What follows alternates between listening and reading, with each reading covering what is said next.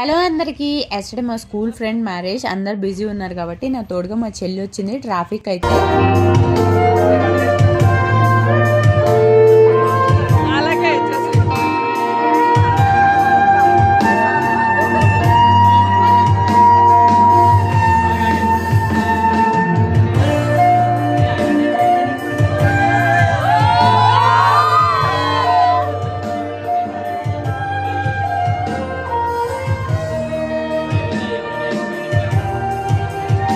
We had a gala time. Actually school friends అంటే చాలా memories ఉంటాయి కదా. సో చాలా రోజులైంది నేను అందరినీ కలిసి.